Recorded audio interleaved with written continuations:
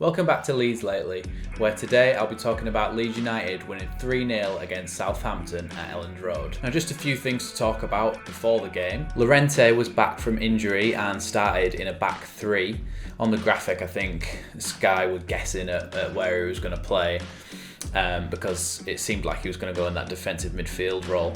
But because Southampton looked like they had a few more than just one attacker up top, Bielsa went for a back three and Llorente sat on the right of that. Harrison and Rafinha at the start of the game had swapped wing from what we usually expect of them. And from a Southampton point of view, two of the attacking options in Minamino and Ings were dropped from the starting lineup. So the first half actually started a little bit unexpectedly in terms of the way Southampton played.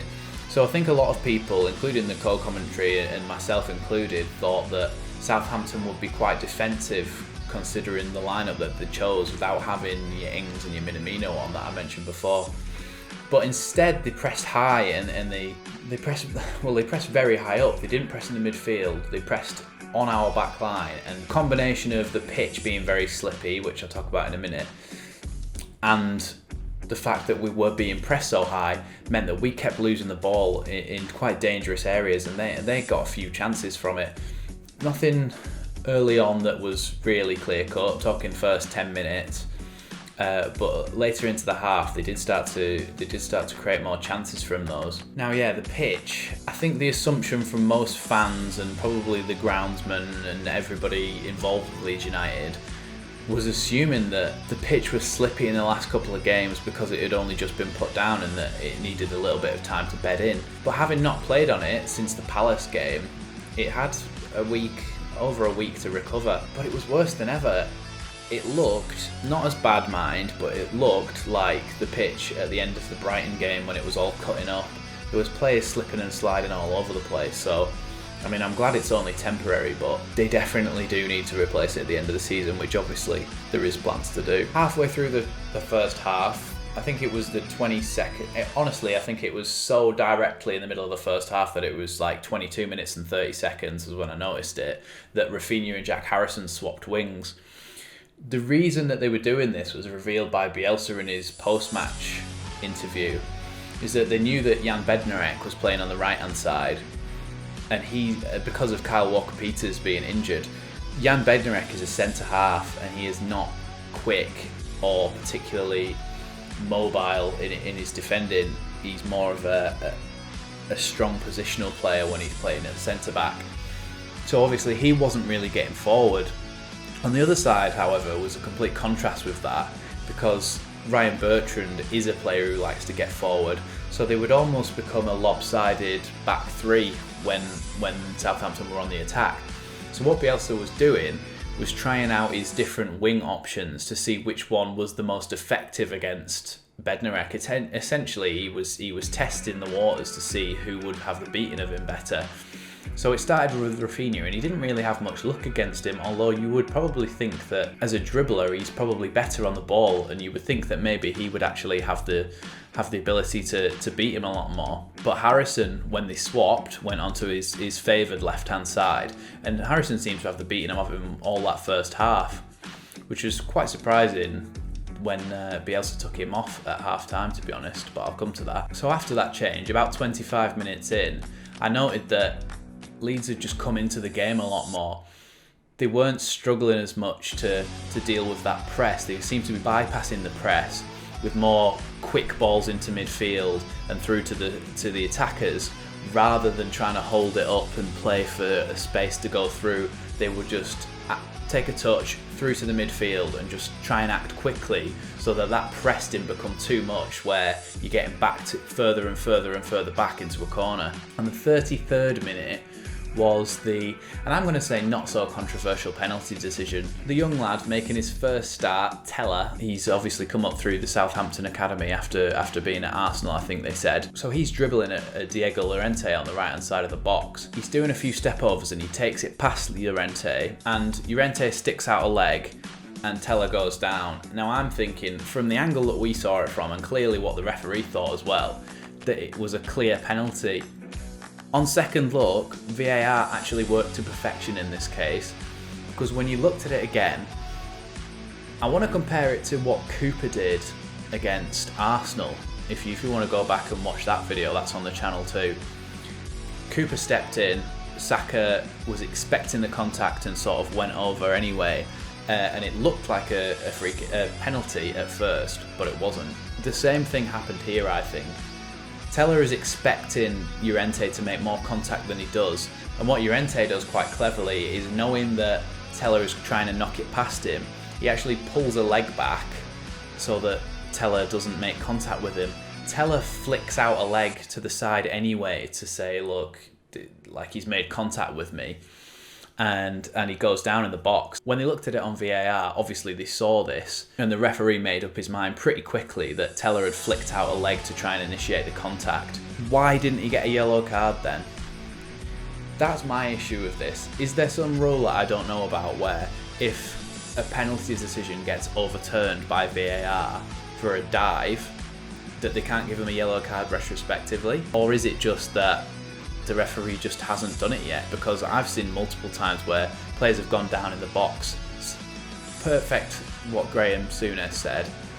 He said, call it simulation, call it a bit of cute play, call it trying to fool the referee. It's cheating.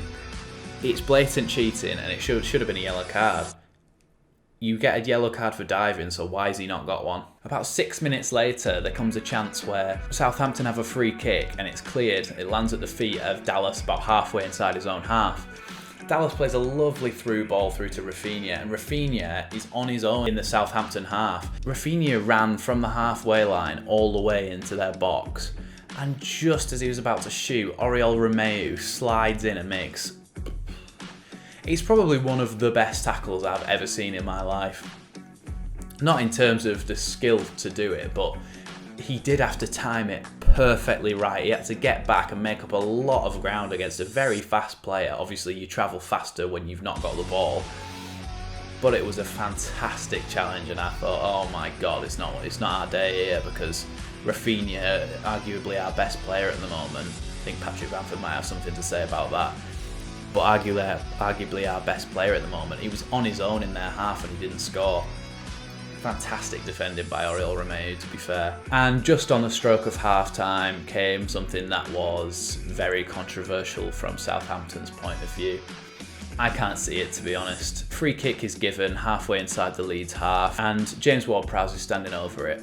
Now, the referee is looking away towards the Leeds defence, and the Leeds players are quite clearly still getting set. Ayling's going like this, the other players are trying to get set in a line, and James Ward-Prowse, I think what he's done is he's looked at Andre Mariner, and Andre Mariner's got the whistle in his mouth about to blow, and Andre Mariner looks away like this. If you imagine James Ward-Prowse is over here looking at him, Andre Mariner goes like this to turn away, blows his whistle, but Ward-Prowse has already played the ball. The ball's already gone 10 yards before the whistle goes. So he took the free kick before the defence and the referee was set and ready to watch it. So what's the issue? It goes through to Che Adams. He's blown his whistle whilst Che Adams has got the ball. Che Adams then shoots and scores, and he blows his whistle again. How can you complain about that? It's not like he's let you score and then gone, no, I hadn't blown my whistle. He blew the whistle to say, no, take it back. But they didn't do it. And you could see on the replay, the players are all going up to him, and he just went, I wasn't ready. I was not ready. So I don't think there can be anything to complain about that, but when you're in the form that Southampton are in, I think you tend to start to clutch at straws with stuff like that.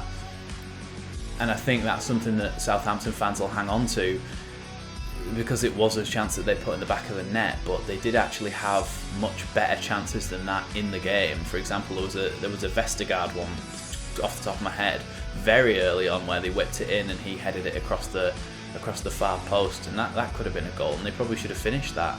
So it's not something for them to dwell on for me. I think they should dwell on the chances from open play that they did miss. In the second half, Harrison went off and Costa replaced him. Like I said earlier, Harrison seemed to have the beating of Jan Bednarek in that first half, and I thought it was a bit of a bad decision to take him off and put Costa on, given Costa's form let's say, before the last few games, because I think in the last few games he has actually been quite good, other than that obvious glaring miss against Wolves at the end of that game. Costa played very well today, and I think they've managed it perfectly, the situation with him. Obviously, Rafinha comes in and takes his place in the team, so he starts to feel like has a bit of a knock on his confidence, and his form goes out the window. So when he does come on as a substitute, his performances were lackluster. He looked like he was without confidence, he was losing the ball, and I just think that the way they've bedded him back in with slightly more and more minutes is giving him a lot more confidence to go out there and play his normal expressive game, which I thought he was brilliant today. He was getting behind the defenders. Even when he was on the side of the quicker Ryan Bertrand, he was still getting in behind him. He was still getting opportunities. He was still using his body well, using his strength. And I thought he actually did very well today. 2 minutes after half time, Bamford scored. And it was a great goal because it was a perfect example of Leeds bypassing the press. The ball goes to Llorente at centre-back, and he looks up and sees a hole in the midfield. He pings a ball into Tyler Roberts' feet. Tyler Roberts takes a touch that keeps it within himself, but he has to sort his feet out. And he takes a touch to the side, and Bamford has made a run right between the two centre-halves. Tyler Roberts plays a perfect ball through to him, and in fact he doesn't even take a touch. He lets it roll under his right leg so that he can hit it first time as it comes across his body with his left foot. It's quite similar to the position he scored that goal against Leicester from, but it was a very different finish. He pinged it through Vestergaard's legs, which you can say is lucky in a sense, but the finish was fantastic. It was cutting across the floor, right into the bottom right-hand corner, and McCarthy couldn't quite get there. Souness said the goalkeeping left something to be desired, but if you were going to ask a striker to put the ball anywhere in that situation, he would have put it exactly in that bottom corner. So, I mean, you can't expect Bamford to do anything more than score a great goal. Only 2 minutes after that, Stuart Armstrong had a shot saved very well by Meslier. Ball dropped to him in the box, and it looked as though he was on the left-hand side, so it looked as though he was going to try and shoot across the keeper into the far corner, which is usually like what you're advised to do in that situation. But instead he tried to fool Meslier and shoot in the bottom left corner. But Meslier, although he's got a big frame, I mention it quite often, he's 6'7", he got down very well and just tipped it from the bottom corner, and we got out with the ball. So I just thought that was a notable thing to say. He's always switched on, and it's just something to be grateful for when you're a defender. In the 55th minute, there was something that I just want to mention because it just paints Helder Costa in a good light, because I think he needs it at the moment. Like I said before, he played very well this game, but something that really summed up Leeds as a whole, but especially the resilience that our players seem to have, not only when they go goals down like we saw against Arsenal, etc., but when they've not been in the team for a while, they still have that belief, I think, that, like I say, he's been well managed to get that belief back. Southampton were breaking into our half, and I can't remember who had the ball for Southampton, but they were about onto the halfway line, and Teller had made a run from his own box trying to get into our half, but Helder Costa from the Southampton box was absolutely pegging it full sprint to get past Teller, and he started 10 yards behind him, to get past Teller, get his body in the way and draw a foul because Teller tripped him over. I think some football fans don't appreciate stuff like that. I think some people who don't know that much about football just see the goals and appreciate that sort of thing. But when you see a player putting that much effort in to get back, to stop a counter-attack for your club, it's a good feeling, like there is really some togetherness and a proper squad spirit in that club. A couple of minutes later, Leeds brought on Alioski, and Click came off with what looked like a lower back injury. He was holding his back like this on his lower back here as he went off. So if it's muscular, I don't think it'll be that bad and it won't keep him out for that long. It's like a pull, probably a little bit of a strain, but so I'm hoping that Click could be fine. Obviously with Alioski coming on, that meant that Dallas left his role as a left back and went into the Click position in the centre of midfield. with Alioski obviously going to left back. At the same time, Southampton brought on Minamino and Ings, who I mentioned didn't start the game, and I think he was obviously just trying to provide that attacking intent to try and get back in the game, because obviously it was only 1-0 at that point, and he thought, right, okay, let's go for it then. We're 1-0 down, there's nothing really to lose. They replaced Redmond and Teller, who I thought actually had a good game, Teller, other than, if I'm not being biased as a Leeds fan and hating him for trying to cheat and bribe the ref into giving a penalty, he did play well, and I think he just a bit overexcited trying to win a penalty for his team, so I'm going to let him off as it's his first ever Premier League start. In the 64th minute, Southampton had a corner where it was headed down towards the line and Bamford was there to clear it off the line. He said in his post-match, like, I was there and I really did not want to just move out the way and leave it to Meslier, because that could have been one of those, oh my god, what are you doing moments if he'd have just jumped out of the way, let it go to Meslier, because Meslier probably wouldn't have been expecting it, so instead that Bamford just sort of spoons it over the bar, but you don't mind that because it's not gone in. In the 69th minute, I think something quite significant on the rest of the game happened. Oriol Romeu came off. I'm not exactly sure what the injury was, but he came off and Moussa Djenepo replaced him. Obviously, Romeu had been very good defensively in keeping Southampton solid, and probably why they were only 1-0 down at the time. Djenepo is a very attacking player, like a winger, so obviously it was clear to see what Hasenhüttl's intent was for the rest of the game, but I think this had a big bearing on where the actual scoreline finished up. 5 minutes later, Tyler Roberts comes off, and I think Tyler Roberts, like Costa, is improving week on week. I think there was a lot of times where he would get the ball and beat his man and drive into the midfield or towards the attack and to try and play balls in, which I don't mind at all. It's very positive. It's exactly how Leeds like to play, and I just think that he's getting better at retaining the ball as well. He's not giving it away as much as he usually is, and people have complained about him, but I think people often forget he's only 22, and Pablo replaced him. In the 78th minute, I think this is where Romeu going off injured really played a part in the way that Southampton defended, because Dallas picked the ball up on the halfway line and played a long ball down the line. It was sort of across the floor to Costa. Costa cut inside, and Dallas had made a run all the way from central midfield, all the way to the edge of the box. Costa cuts the ball back, Dallas has a little touch.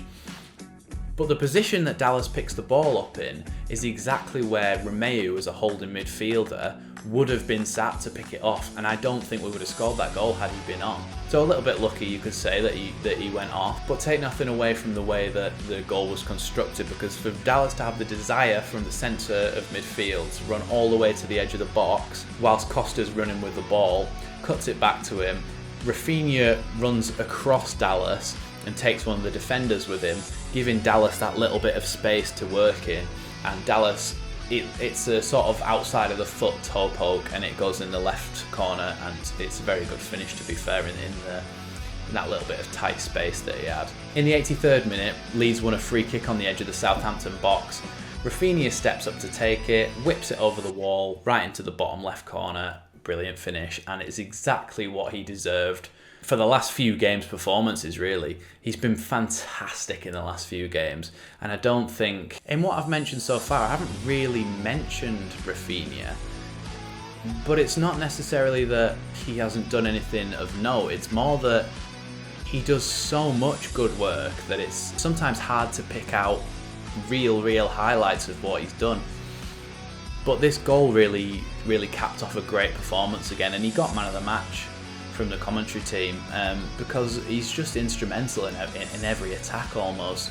Even, like I say, with Dallas's goal, even if he's not actually involved in the goal in terms of he didn't even touch the ball, his movement and his football intelligence to run across the man, take him with him because they know that he's such a dangerous player, open up that space for Dallas.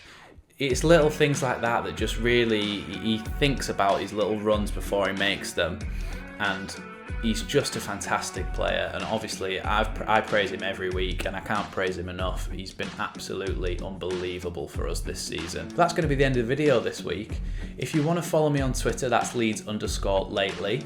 And if you want to check out our website, that's leedslately.com, where you can find weekly blogs about all things Leeds United. Subscribe if you're new, and I'll see you after the Aston Villa game.